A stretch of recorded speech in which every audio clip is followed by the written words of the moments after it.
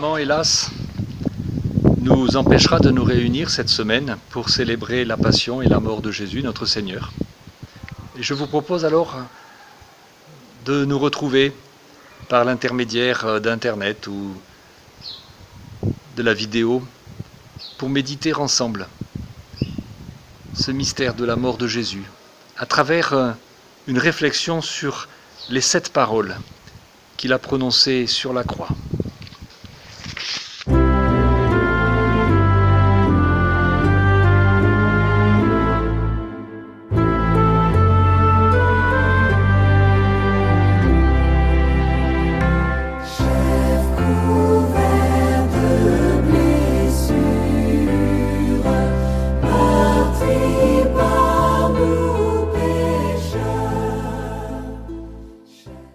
Première parole de Jésus. Père, pardonne-leur. Ils ne savent pas ce qu'ils font. Parole à peine incroyable. Quand on pense ce que Jésus est en train de vivre, ce qu'il vient de vivre depuis la veille, arrêté, accusé faussement,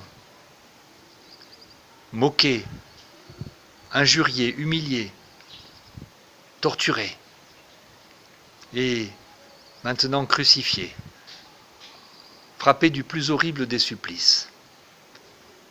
Il s'adresse au Père pour demander le pardon pour ses bourreaux. Est-ce parce que ce pardon, ce serait surhumain pour lui de l'accorder lui-même et qu'il s'en remet au Père pour cela? Jésus dit, ils ne savent pas ce qu'ils font. Que font-ils? Quelque chose d'inimaginable. Ils sont en train de mettre à mort le Dieu fait homme, le Seigneur vivant. Ils sont en train de détruire le Verbe créateur. Oui, voilà ce que l'homme est en train de faire. Voilà ce que les hommes sont en train de faire en mettant Jésus à mort. Et pourtant Jésus reste Seigneur. Le pardon qu'il demande au Père atteste que son amour est plus fort que la haine et que le péché des hommes.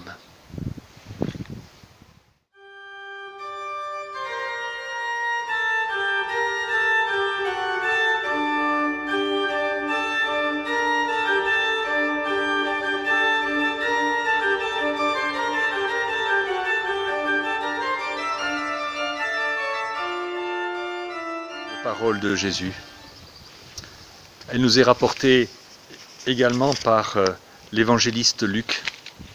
Elle s'adresse non plus au Père cette fois, elle s'adresse à celui qui était crucifié à sa droite, un brigand, un homme qui reconnaît qu'il a mérité ce qui lui arrive, alors que son comparse, crucifié lui à la gauche de Jésus, est en train d'insulter Jésus en lui disant « Mais si tu es le Messie, sauve-toi toi-même et sauve-nous avec ». Alors l'autre reprend son camarade et lui dit « Pour nous c'est justice, mais lui n'avait rien fait de mal ». Et se tournant vers Jésus, il lui dit simplement « Jésus, souviens-toi de moi quand tu entreras dans ton règne ». Cet homme n'a rien à faire valoir.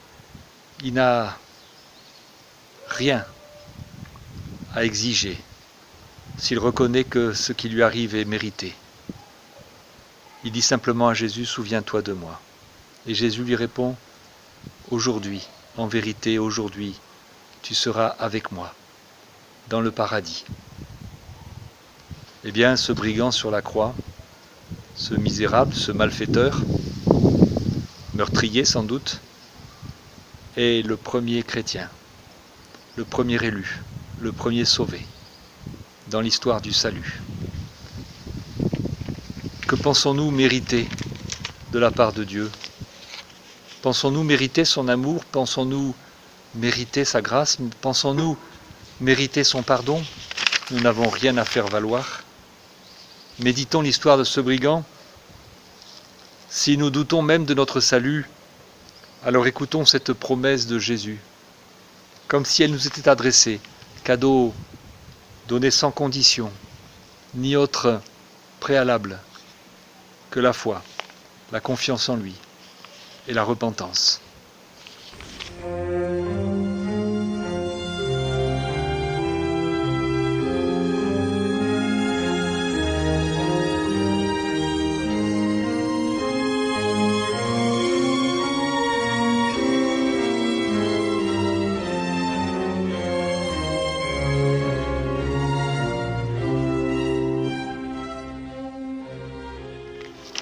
Troisième parole de Jésus sur la croix, rapportée par l'évangéliste Jean. Femme, voici ton fils. Fils, voici ta mère. Une parole qui montre que même au seuil de la mort, Jésus a le souci de l'autre. Il confie sa mère aux disciples bien-aimés dont nous parle cet évangile de Jean. Sa mère Marie qui vit une des plus atroces souffrances morales qu'un être humain puisse connaître, perdre son propre enfant. Et il confie Marie à son disciple. Jean nous dit que dès cette heure-là, le disciple l'a pris chez lui. Marie ne sera plus seule. Ce à quoi nous assistons ici, c'est tout simplement à la fondation de l'Église. L'Église étant cette communauté réunie autour du crucifié, où les uns et les autres prennent soin les uns des autres.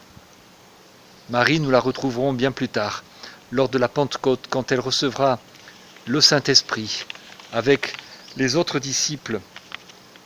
Pour l'heure, eh bien, Jésus remet sa mère, il confie sa mère à son disciple parce que son ministère terrestre est terminé. Ce n'est plus le Jésus terrestre, maintenant c'est le Christ crucifié. Jésus rompt le lien qui le relie à l'humanité, car c'est en Fils de Dieu qu'il va donner sa vie pour sauver l'humanité.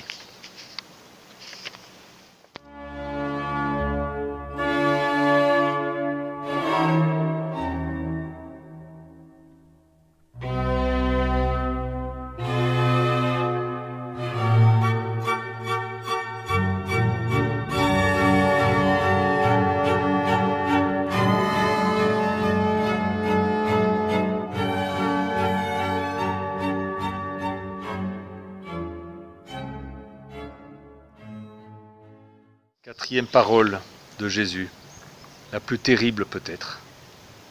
Une question. Mon Dieu, pourquoi m'as-tu abandonné ? Elle nous est rapportée par deux évangélistes, comme pour en souligner l'importance. Matthieu et Marc. Nous voilà au cœur du scandale, au cœur de l'aspect le plus incompréhensible de la croix.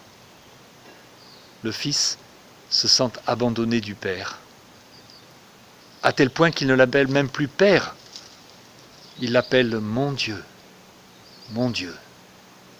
comme si même le lien filial était rompu, dans ce terrible abandon que Jésus vit à la croix.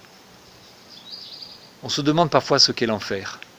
Eh bien l'enfer c'est ça, c'est se sentir abandonné de Dieu, c'est se retrouver sans lui, privé de la source de sa vie, privé du Dieu vivant. Voilà jusqu'où Jésus descend. Il descend en enfer par amour pour nous. Mais il pose cette question. Il ne fait pas que citer le début d'un psaume qui parle des malheurs du juste souffrant, le psaume 22. Il pose réellement au Père cette question. Mais Marc prend le soin de nous citer la parole que Jésus a prononcée en araméen. Eloi, Eloi, lama sabachthani. Comme pour souligner à quel point Jésus ici est homme. Il parle sa langue maternelle et il se sent abandonné. Mais le mot pourquoi, lama, ce mot se dit de deux manières dans la langue de Jésus, dans l'araméen. Il y a d'abord madoua, ça veut dire pour quelle raison, pour quelle cause, pourquoi, en un seul mot. Mais Jésus dit lama, vers quoi? Dans quel but m'as-tu abandonné? Dans ce petit mot lama, pourquoi? En vue de quoi? Vers quoi? Eh bien Jésus continue à exprimer son espérance. Jésus dit au Père, mais vers où m'emmènes-tu? Et tu es toujours mon Dieu, mon Dieu. Même au plus profond de sa détresse, même au plus profond de son sentiment d'abandon, Jésus continue d'espérer dans la délivrance. La réponse à la question qu'il pose ne viendra que le 3e jour, au matin de Pâques. Nous savons que à toutes nos questions, Dieu parfois met du temps pour répondre, mais Dieu finit par répondre. Voilà l'espérance que je trouve dans cette question de Jésus. Mon Dieu, pourquoi m'as-tu abandonné ?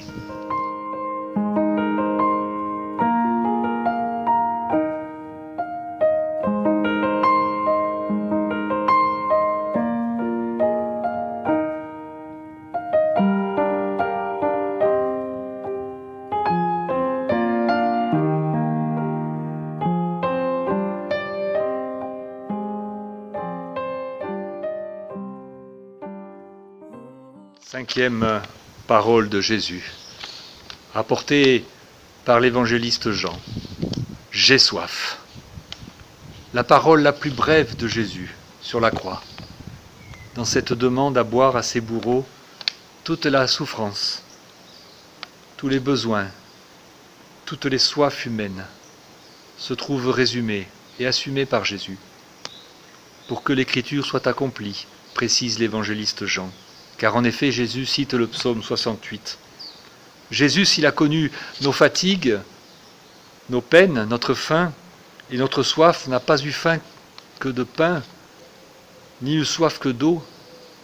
Sa nourriture, a-t-il déclaré dans l'évangile de Jean, qui nous a conservé cette 5e parole, sa nourriture est de faire la volonté de celui qui l'a envoyé.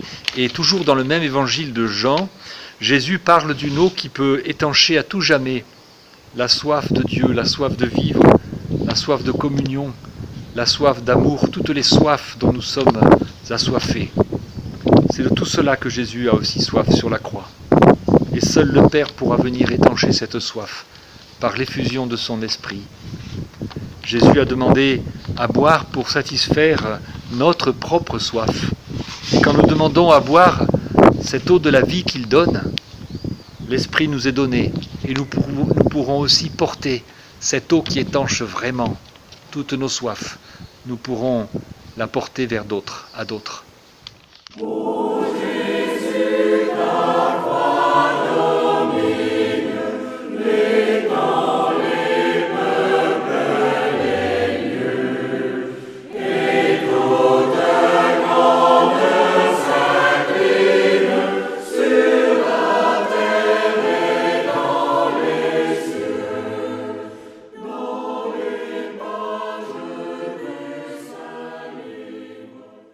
Sixième parole de Jésus, rapportée encore par l'évangéliste de Jean.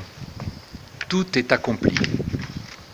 Des 7 paroles que Jésus a prononcées sur la croix, c'est la seule qui n'a pas de destinataire explicite.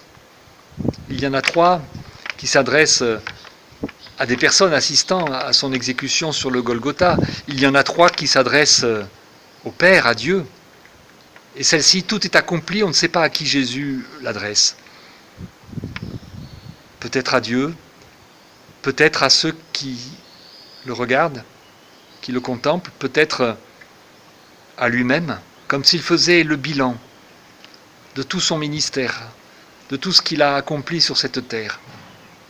Comme s'il disait à Dieu, maintenant j'ai terminé la mission que tu m'as confiée, Père.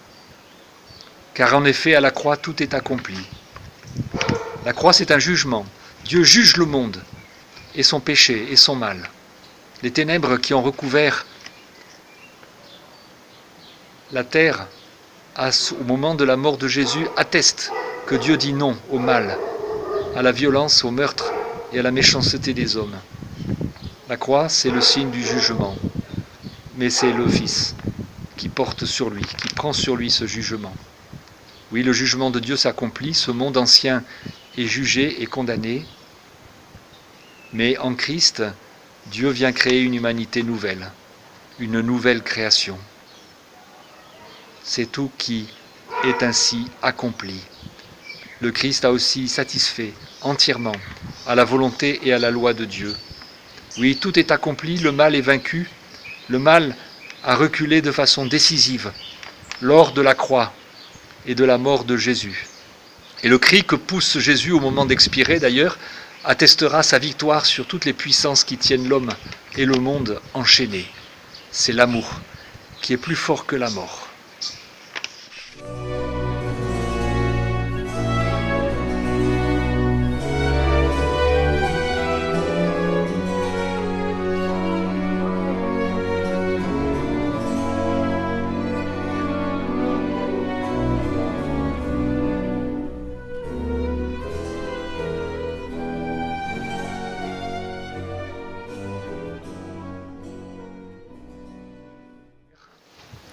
Je remets mon esprit entre tes mains. Dernière parole de Jésus avant d'expirer. Jusqu'au bout, Jésus s'abandonne totalement à la volonté du Père. Cette parole dévoile son attitude face à la mort, une confiance inébranlable dans le Père, malgré ses souffrances, malgré son humiliation, malgré cette question qu'il a posée. Mon Dieu, pourquoi m'as-tu abandonné? Cette parole est une affirmation de vie. En remettant son esprit entre les mains du Père, Jésus affirme que sa relation avec le Père, alors même qu'il a endossé la condition des pécheurs sur la croix, n'a pas été interrompue. Si nous remettons nous-mêmes notre esprit entre les mains du Seigneur, nous restons toujours en communion avec lui. Rien ne peut plus nous séparer de son amour. Voilà la promesse que Jésus nous laisse avec cette 7e parole. Rien ne peut nous séparer de l'amour de Dieu. Nous pouvons nous abandonner à lui avec confiance, quelles que soient les épreuves qui nous frappent, quelles que soient les questions sans réponse auxquelles nous nous heurtons. Notre esprit est entre les mains de Dieu. Nous ne sommes pas perdus. Voilà la promesse de cette ultime parole qui nous prépare déjà à la joie du matin de Pâques.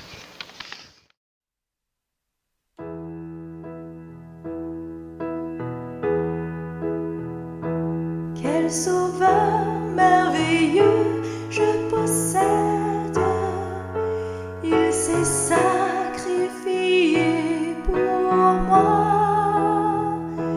et sa vie innocente